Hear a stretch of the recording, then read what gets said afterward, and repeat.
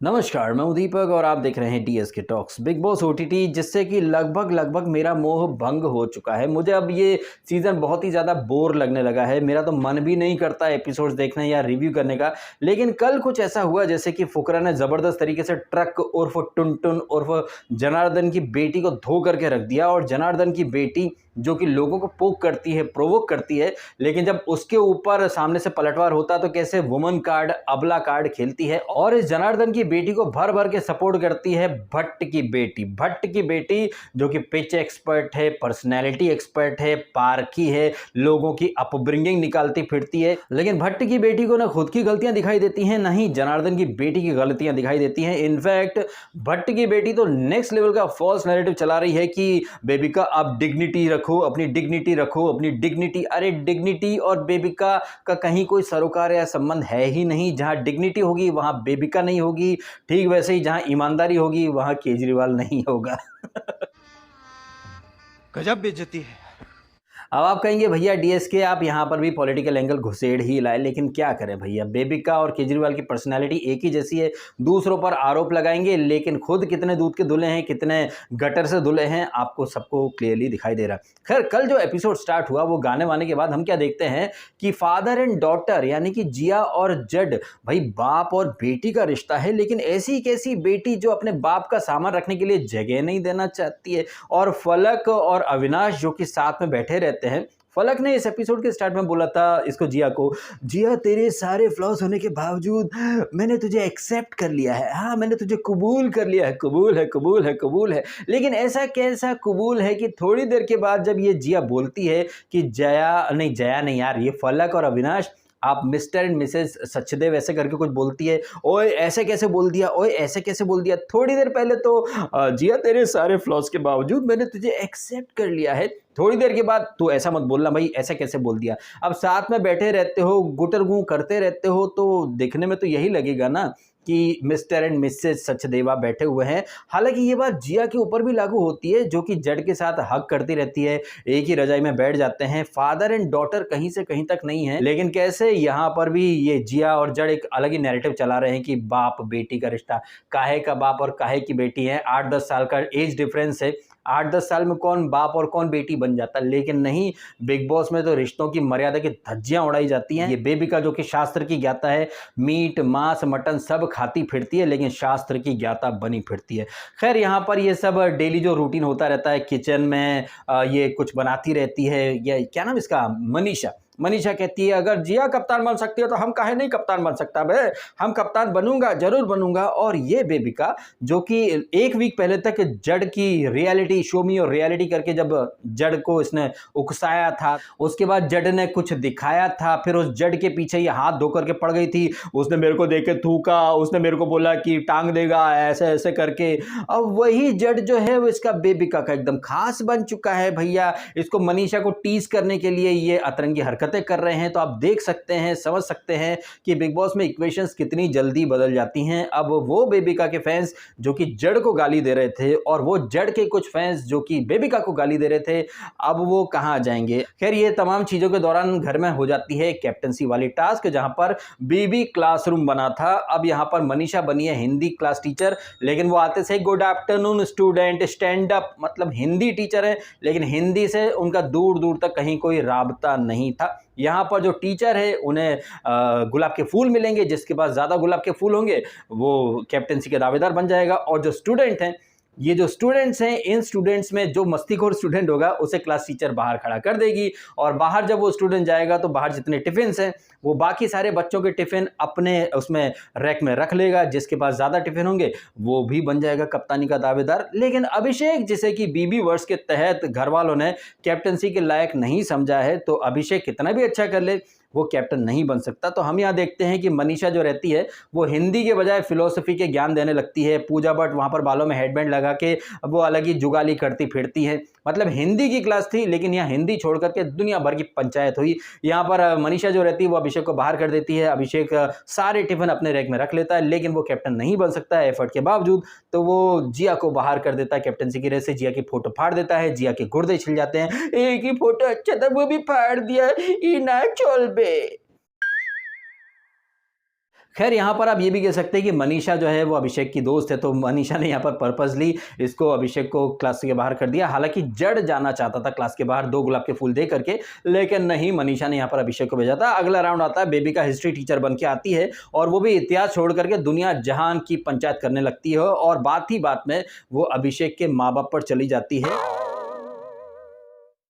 इधर बेबिका ने उड़ता तीर लिया, मतलब पेरेंट्स पर जाने का तो सलमान खान ने भी मना करा कि कंटेस्टेंट घर के अंदर हैं, आप माँ बाप पर नहीं जा सकते, लेकिन बेबिका यहां पर माँ बाप पर गई। उसके बाद तो अभिषेक ने क्या जबरदस्त अंदाज में धो के रख दिया इस ट्रक को, इस मोटी भैंस को। अब इसे आप बॉडी शेम बोले तो बोले, लेकिन बेबिका जैसे लोग इसी तरह के अल्फाज डिजर्व करते हैं। जब वो किसी को रिस्पेक्ट नहीं दे सकती है, वो किसी के माँ बाप पर जाएगी, तो उसे भी उसी तरह के जवाब लेने के लिए तैयार रहना चाहिए। लेकिन आपने देखा एपिसोड के टुवर्ड्स एंड कैसे त्रिया चरित्र, वो मेरे माँ बाप पे गए, वो होता कौन है, तू कौन होती है उसके माँ बाप पर जाने वाली? अगर तू उसके माँ बाप पर जा सकती है तो वो तेरे माँ बाप क्या, तेरे बाप दादा तक जा सकता है। अगर तुम दे सकती हो तो लेने का भी दम रखा करो। और ऐसे घटिया लीचड़ लोग जो होते हैं ना, जो सेलिब्रिटी बन चुके हैं, जो कंटेस्टेंट बन के बिग बॉस में आए हैं, मुझे ऐसे लोग कतई पसंद नहीं आते। वो बिग बॉस 13 में भी थी ना, वो माहिर मसले हो गया, मसले हो गया, उसने मेरे को धक्का दे दिया, छीन लिया। अबे छीन क्या लिया, तुम कंटेस्टेंट हो। ये त्रिया चरित्र वाले कार्ड खेलने वाले लोग मुझे पसंद नहीं आते हैं। और ये त्रिया चरित्र, विक्टिम कार्ड, वुमन कार्ड खेलने वाले जो लोग हैं ना, इनका जो ब्रांड एम्बेसडर है पूजा भट्ट,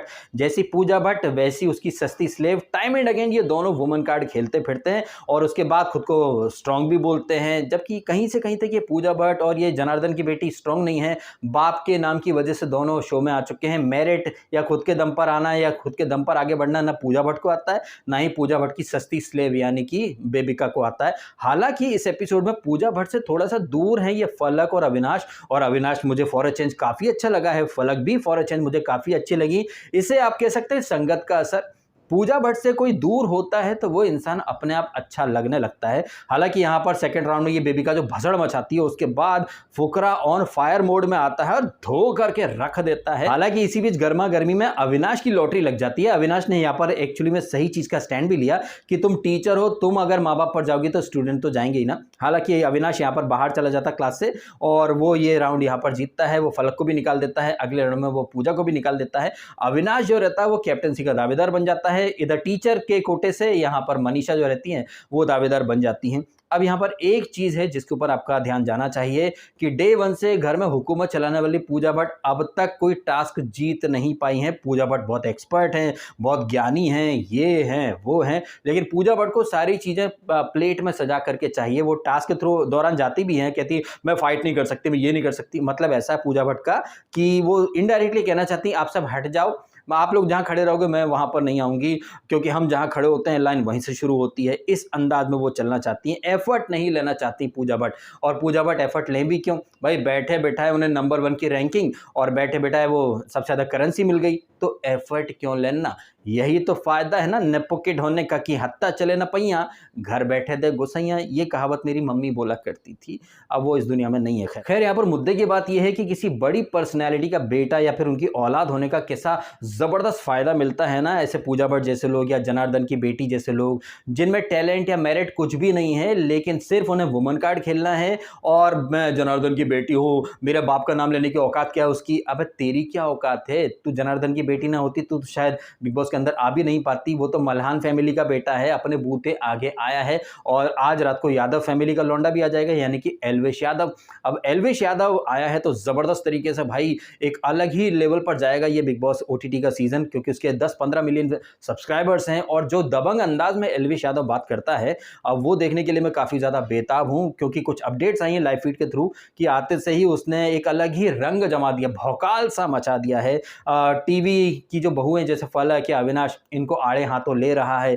पूजा भट्ट को आते से ही ताईजी ताईजी बोलना शुरू कर दिया कि भैया मेरी ताईजी भी कभी गलत ना हो सकती, आप भी कभी गलत हो ही नहीं सकती हो, ऊपर वाला गलत हो सकता है लेकिन पूजा भट्ट वो कभी गलत नहीं हो सकती, क्योंकि पूजा भट्ट नहीं तो पूरा ब्रह्मांड रचा है। आफ्टर ऑल वो ब्रह्मांड को रचने वाले भट्ट की बेटी ना। हम तो समझते थे कि ब्रह्मा जी ने ब्रह्मांड को रचा है, लेकिन अब समझ में आ रहा है कि पूजा भट्ट के जो पप्पा है ना, महेश भट्ट, खुजली भट्ट, उन्होंने ही पूरा ब्रह्मांड रचा। तभी तो पूजा भट्ट खुद को ब्रह्मांड सुंदरी मानती हैं, ब्रह्मांड की मालकिन मानती फिरती हैं।